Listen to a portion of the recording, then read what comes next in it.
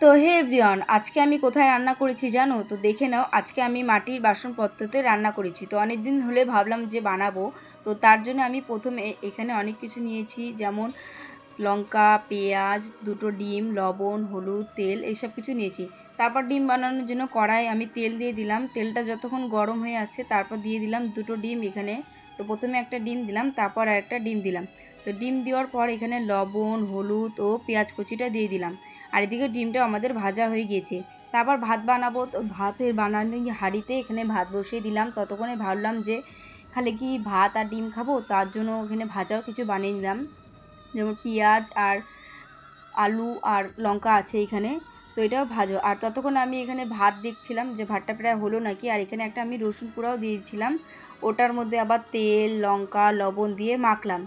তারপর তো এখানে আমাদের ভাতটা প্রায় অনেকটা রেডি হয়ে যাচ্ছে। তো দেখলাম এখানে ভাতটা রেডি হয়ে গেছে আর মা আমাকে এখানে নারকেলে দিচ্ছে।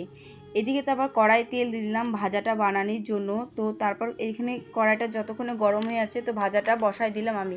আর এদিকে রান্না করতে করতে তো গরমে আমার অবস্থা খারাপ হয়ে গেছে। তো আমরা কলা পাতায় খাবো। দেখো আমাদের সব কিছু এখানে রান্না হয়ে গেছে।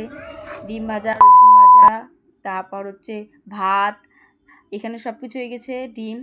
তো এখানে দেখো আমার ভাই আরও একটা বোনও আছে। তো সবাই খাওয়ার জন্য চলে এসেছে। রান্না কে করবে না, কিন্তু খাওয়ার জন্য এখানে সবাই আসছে। তো তারপর কলা পাতাতে সবার জন্য একটু একটু করে বাড়লাম, কারণ আমাদের বাড়িতে অনেকজন আছে, সবাইকেই দিতে হবে। তো তারপর সবার জন্য বাড়লাম। সবাই তো একটু করে খাচ্ছিল মজা করতে করতে। আর তোমাদের ভিডিওটা কেমন ভালো লাগলো জানি। আর তোমরা কি কোনোদিন এরকম মাটির হাঁড়িতে রান্না করেছো? তো ভিডিওটা ভালো ভালো লাগলে লাইক, কমেন্ট, সাবস্ক্রাইব করে দিও। Thanks for watching guys, tata.